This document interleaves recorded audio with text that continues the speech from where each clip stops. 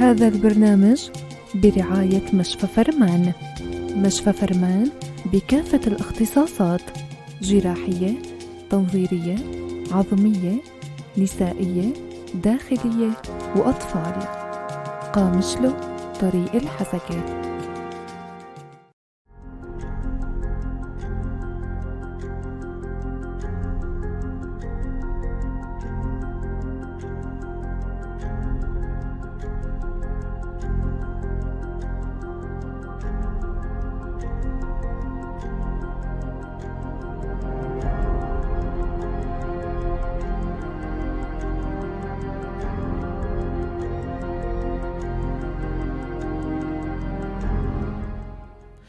أهلا وسهلا فيكم مستمعينا بحلقة جديدة من برنامج صحتك بالدنيا. ضيفنا بهالأسبوع رح يكون الدكتور أحمد علي عبد الله، أخصائي بالجراحة العصبية. نحن وأنتو رح نرحب بضيفنا. أهلا وسهلا فيك دكتور، يسعد مساك. أهلا وسهلا بكم متابعينا للي عم يسمعونا على تردد 103.5 موجة الاف ام، عم تسمعونا من اذاعه بوير اف ام. طبعا البرنامج مباشر وضيفنا بالاستديو دكتور احمد علي عبد الله. للي عم يشوفونا عبر البث المباشر بوير عربي، سواء كنتوا ضمن البلد او برات البلد، فيكم تنضموا لنا. رح نحكي عن مواضيع مهمة كتير، هي شائعة، وأي حدا عنده أي سؤال فينه ينضم لنا، سواء كان عبر الرقم الأرضي 429 101 أو عبر الاتصال على رقم الواتساب، أو عبر رسالة 093 82 80 81 4. عبر بثنا المباشر بويار عربي فيكم تنضموا لنا بويار عربي برسالة. رح نخصص الوقت الأخير للإجابة عن الأسئلة. موضوعنا باعتبار اختصاص الطبيب هو الجراحة العصبية، رح تكون أغلبيته الشكاوي أو شكايات مرضى الجراحة العصبية، مرضى العمود الفقري، مشكلة انضغاط العصب عند النساء، وصداع الشقيقة. دكتور، رح نبدأ موضوعنا بمرضى العمود الفقري. ربما هل قسم من يعني المرضى هو العمود الفقري للجراحة العصبية، يعني مثل ما بيقولوا الأكثر عرضة والأكثر شكاية؟ شو هو شو هن يعني الأمراض اللي تصيب العمود الفقري؟ العمود الفقري طبعا يتكون من فقرات رقبية، 7 فقرات رقبية، و12 فقرة ظهرية، و5 فقرات قطنية، وكذلك عجزية تكون ملتحمة مع العصعص. الآفات العمود الفقري شائعة جدا عند يعني عند الصغار، عند الكبار، عند النساء، عند الرجال. العلاقة أحيانا بأمور وراثية، العلاقة عند الأطفال الصغار أحيانا في تشوهات بتصير بالعمود الفقري. فشكايات طيف واسع من الأمراض موجود، بالإضافة إلى ردود العمود الفقري كمان، وكذلك الأورام. كلها شكايات شائعة جدا. شائعة جدا. رح أذكر مستمعينا اللي حابب ينضم لنا، مواضيعنا هي مهمة كتير. طبعا قبل ما نروح على الفاصل رح أذكركم أنه أنتوا هلا عم تسمعوا برنامج صحتك بالدنيا. رح كون أنا معكم عماد خلف من وراء الميكروفون، زملائي بالكنترول هيلوز ولورين. خلوكم معنا بعد هالفاصل الصغير، رح نحكي عن مواضيع مهمة كتير بتخص الجراحة العصبية.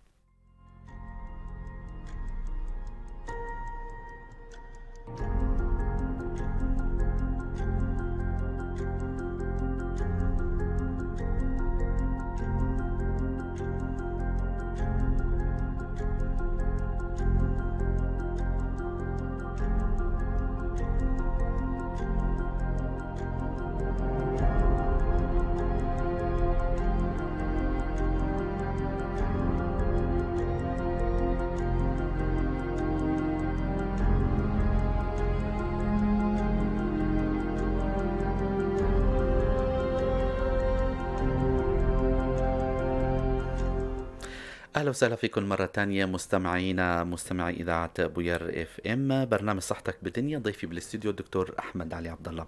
دكتور، حكيت لنا عن العمود الفقري، عن هل العضو الأساسي بجسم الإنسان وكيف بيشكل.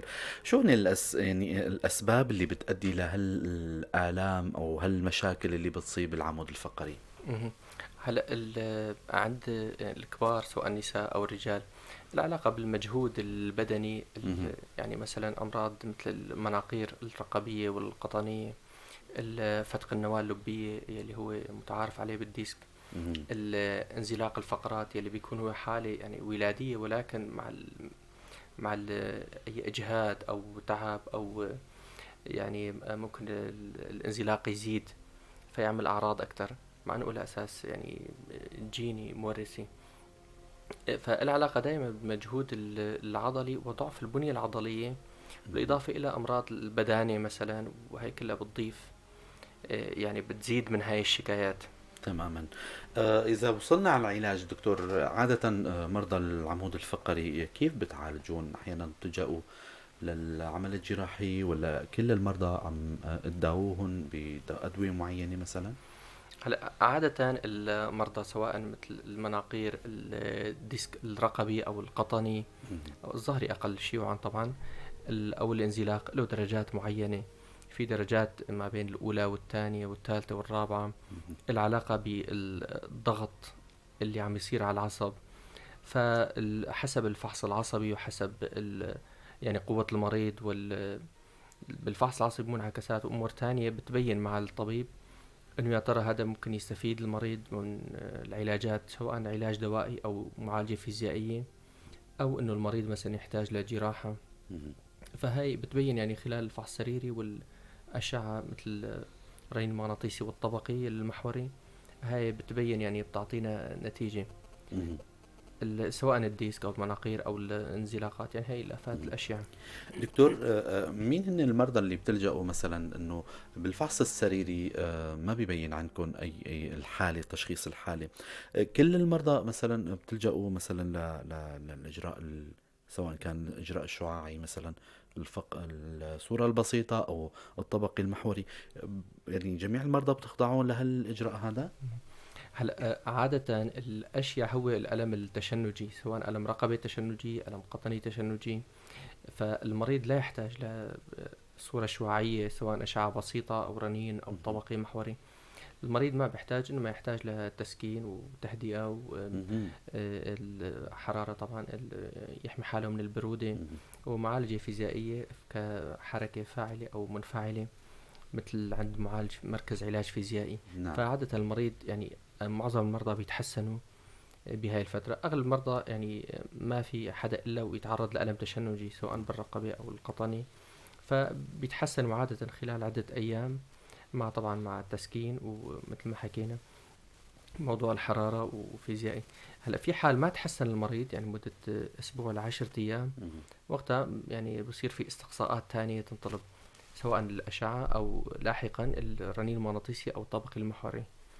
في حال المريض ما تحسن على العلاج الشعاعي، يعني بعد ما أجرى الصور الشعاعية وأخذ علاج دوائي وفيزيائي، وقتها ممكن التفكير يعني بجراحة في حال صار في ضعف، صار في ضمور مثلا، مثل نحن نسميها هبوط قدم، نعم.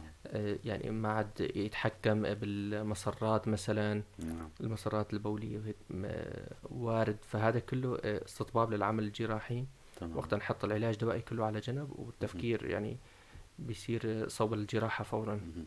هي بالمراحل المتقدمة ربما يعني. دكتور، بننتقل للمشكلة اللي ربما الأشياء عند النساء، اللي هي موضوع الانضغاط العصبي اللي عند النساء. ولكن شو أي عصب اللي عم نذكره لحتى المستمعات أيضا يستفيدوا؟ رو تحكي لنا عنه. مشكلة انضغاط العصب عند النساء، شو هي هالمشكلة هي؟ نعم. هلا وأي عصب مقصود فيه مثلا؟ تمام. مهم. هلا طبعا في اي طرف علوي وسفلي، في اعصاب معينه. مهم. بالطرف العلوي في عصب الزندي والكعبري، وفي العصب الناصف. هلا الناصف هو اللي عم يصير عليه انضغاط بناحيه الرسغ. مهم. هذا عاده عند النساء له اسباب معينه، طبعا غالبا نتيجه يعني العامل الجهد الزائد، مهم. الضغط اللي عم بيصير في رباط هو عاده يحمي العصب، فهذا الرباط بيتسمك، بيصير بيضغط العصب، بيعطي أعراض خدر وتنميل مهم. ليلا أكثر شيء. دكتور، العفو على المقاطعة، حتى المشاهدين ليستفادوا الموضوع، المنطقة اللي عم يقصد فيها الدكتور طبعا. رح حاول انه زميلتنا بالكنترول اذا عندها اي صور يعني تمثل الحكي اللي عم نحكيه. آه عم يحكي الدكتور على المنطقة هاي طبعا دكتور. نعم. مهم. نعم، هي منطقة الرسغ مثل مهم. ما حضرتك حكيت. العصب الناصف بيصير بينضغط. مهم. هذا العصب تحت الضغط بيعطي الأعراض خدر وتنميل مهم. بالأصابع ال5 طبعا. مهم. بالمراحل المتقدمة قد ينتشر إلى حتى الكتف، يعني بيمتد للساعد. لفوق يعني. نعم، مهم. للساعد للعضد حتى الكتف أحيانا. مهم. فأحيانا بصير في تشويش ما بين انضغاط العصب أو أعراض الديسك الرقبي أو الضلع الرقبية زائدة كمان بتكون. فأحيانا بصير في خلط ما بين هالأمراض اللي بتشبه مشابهين لبعض. أعراض مشابهة. مهم. نعم. هلا دائما القصة السريرية مفيدة. مهم. بتكون في أحيانا مرأة مثلا تحلب، مرأة مثلا العصر يعني. او تجلي مثلا أو. أيوة، الجلي والعصر ما كان في مثلا غسالة كهربائية أو مهم. في كتير نساء يعني صح. بيشتغلوا شغل زائد باليد. مهم. هذا بالقصة السريرية مهم، بالإضافة لأمراض تانية مثل مثلا هلا بالحمل بتزيد الأعراض، مهم. بقصور الدرق وأمراض رثوية مثل داء الرثيان، وهيك كمان بتزيد يعني بهاي المشكلة. مهم. هدول هن الأسباب اللي مهم. بتأدي لها. طب دكتور، هل مشكلة الانضغاط، انضغاط العصب اللي بمنطقة الرسغ مهم. عند النساء، عرفنا الأسباب، يا ترى بتعالجوها فيزيائيا أو مهم. دوائيا، وإمتى بتلجأوا للعلاج الجراحي؟ تمام. هلا انضغاط العصب بنفق الرسغ، نحن له الأسباب اللي ذكرناها. في حال كان الضغط خفيف، مهم. في حال كان الضغط خفيف وقتها المريضة غالبا هن من النساء طبعا. مهم. في نحن بنسميه مثل مشد، هو مثبت رسغ تلبسه المريضة، وعلاجات معينة من مضاد التهاب اللاستيروئيدي بتفيد مهم. فيها في حال كان الضغط خفيف. في حال الضغط متوسط أو ضغط شديد، وقت الأدوية والعلاجات هاي ما بتفيد، رح تحتاج المريضة غالبا لعمل جراحي. مهم. نحن نصبر لحد معين طبعا، يعني من أكيد. أسبوعين ل3 أسابيع المريضة بتاخذ العلاجات. في حال ما استفادت وقتها معناتها في انضغاط شديد. طبعا بده حتى نشخص الحالة أكيد بدها تخطيط أعصاب. نعم، هاي الوسائل التشخيصية يعني. نعم. بالفحص السريري ما بيبين إنه مثلا. مهم. بالفحص السريري في علامات معينة طبعا مهم. الطبيب بيلجأ لها، بتوجه غالبا بتكون مهم. الضغط ناحية الرسغ، مهم. يعني بتكون ضغط معينة تماما دكتور. بقوة معينة، فبتعطي أعراض بيزيد الخدر التنميل بالأصابع مهم. لحتى الكتف. فهي بتعطي هاي الأعراض، بتوجه الطبيب مهم. نحو هاي متلازمة نفق الرسغ. أكيد. نعم. فهي سريريا. أما التشخيص الأكيد هو تخطيط الأعصاب. تخطيط الأعصاب. تخطيط الأعصاب بيظهر لنا أنه الضغط خفيف ولا متوسط أو شديد. دكتور، هل العملية هاي بتنجرى مثلا، ما صعبة، ربما تنعمل تحت تخدير العام أو التخدير الموضعي، لحتى المستمعات ما يخافوا من هالموضوع هذا؟ نعم. أها. هلا في طبعا قبل العملية في إجراء تاني، هو أحيانا حقن ستيرويدات أها. مثل الكورتيزون، يعني نحن نسميه ستيرويدات مديدة، تنحقن يعني فوق العصب تماما، ولكن فائدتها محدودة، وأحيانا بتعمل تليف وتعمل تنكس مم. على العصب. أحيانا بتزيد الأعراض، بتخرج، وحتى بعدها بيصير في تليفات ممكن تزيد يعني صعب شوي من ناحية الجراحة. تماما. أما الجراحة بحد ذاتها فهي عملية تعتبر يعني عملية سهلة، مو متعبة للمريضة، مهم. ونتائجها فورية. يعني المريضة بتساوي العملية مثلا بنفس اليوم، بتنام بدون خدر بدون تنميل، تماما. تتحسن يعني فورا. يعني بضل موضوع طبعا الجرح بده أيام أكيد. معينة وتوصيات لبينما ترجع لعملها. أكيد. بدنا ننتقل للموضوع الثاني أو الشق الثالث من حلقتنا، اللي هو صداع الشقيقة، يلي أيضا في شريحة أو جزء معين من الناس بيعانوا من المرض هذا. طبعا لنعرف المستمعين بموضوع مرض أو صداع الشقيقة، شو هو، شو الأسباب اللي بتؤدي لتشكله أو بتأزم هالحالة هاي. هلا الشقيقة هو مرض السبب الرئيسي هو وعائي. مهم. يعني هلا نحن نرجع لأسباب الصداع. في صداع أنواع تانية للصداع، في صداع توتري شائع جدا، نعم. وفي صداع عنقودي، في صداع الشقيقة، وفي صداعات نتيجة يعني آفات تانية مهم. مثل أورام أو نزف دماغي. مهم. صداع الشقيقة هو صداع وعائي، يعني المريض بحس بنبضان بالناحية الصدغية نعم. أمام الأذن، حوالين الأذن غالبا، هذا الصداع هو يعني مترافق مع كتير أحيانا أمراض معينة. قد يكون مع أطعمة معينة مثل الشوكولا، مثل الجبنة. الجبنة مثلا. مهم. العلاقة بالبرد، بالشمس، العلاقة بالجوع، العلاقة الضجة. بالضجة مهم. والسهر، التدخين، يعني كتير أمور لها علاقة.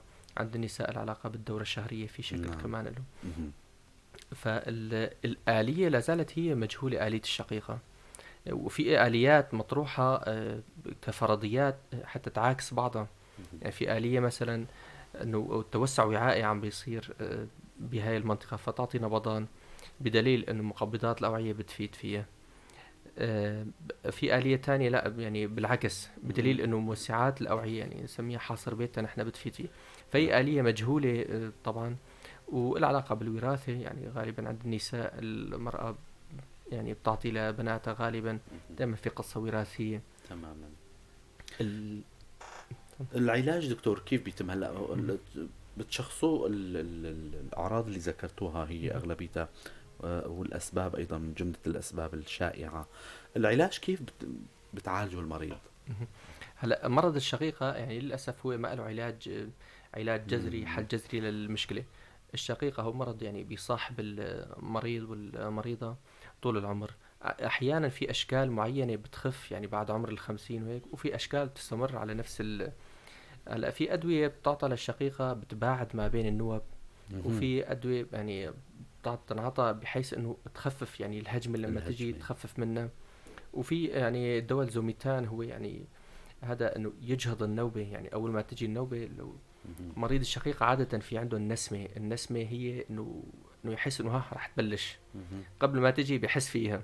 فوقتها بياخذ هالدواء الزوميتان اللي يجهض هاي النوبة.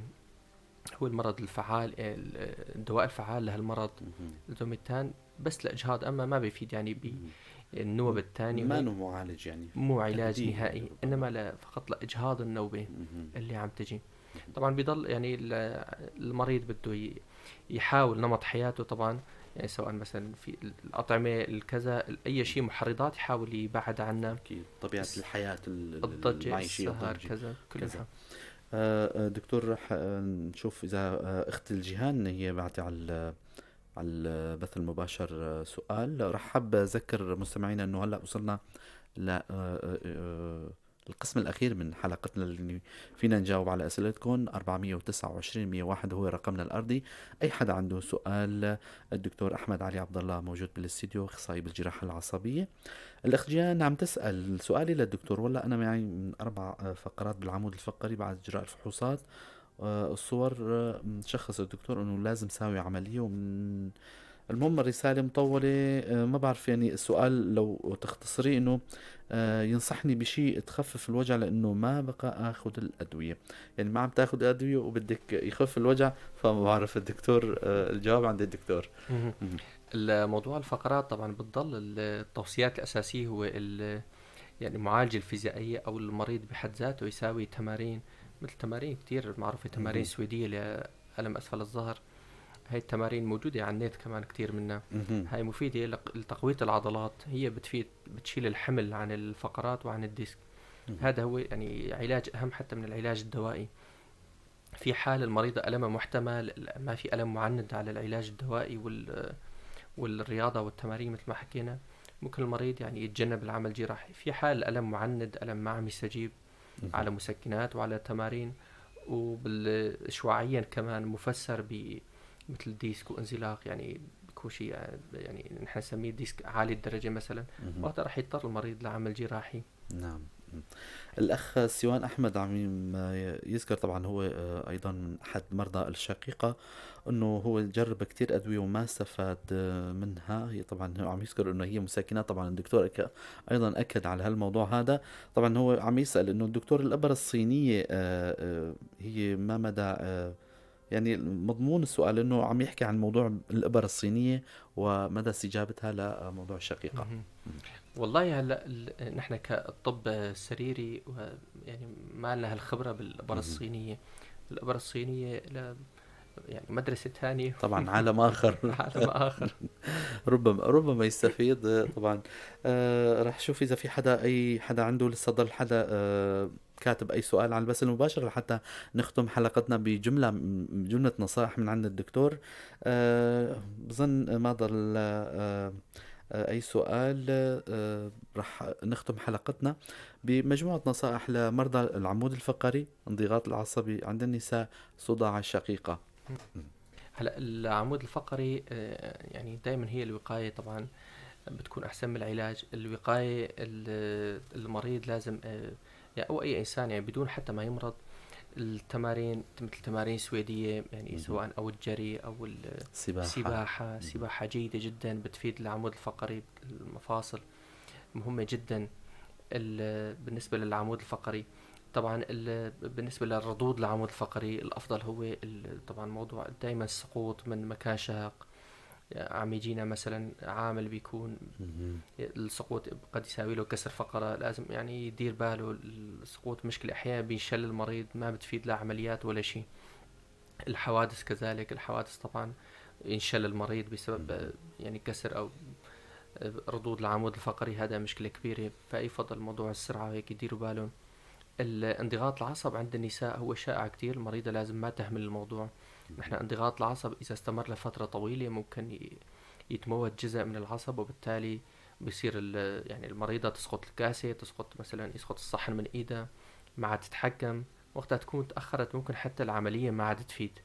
فبس لاحظت حالة إنه في ألام خدر كتير مثلا بالليل ما عم تقدر تنام، تراجع طبيبة ويعني ما تهمل الموضوع، لأنه بس صار في أذيات أحيانا لا عكوسة بتصير بالعصب وقت العملية ما عاد تفيد طبعا. فلازم يتحرر العصب حتى المريضة تتحسن.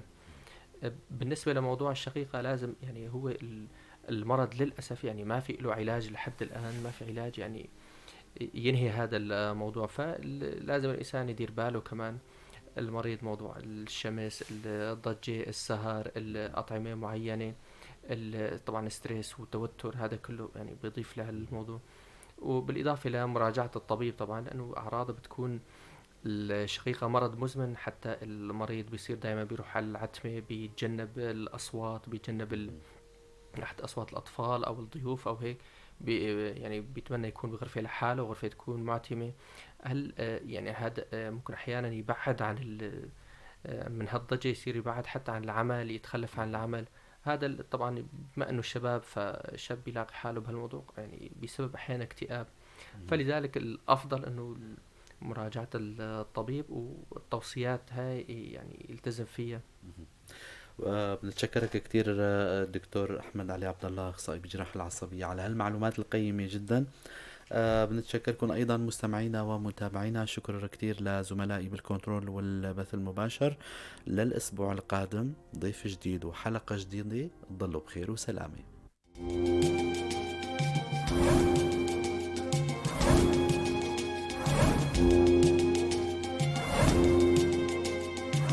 هذا البرنامج برعاية مشفى فرمان.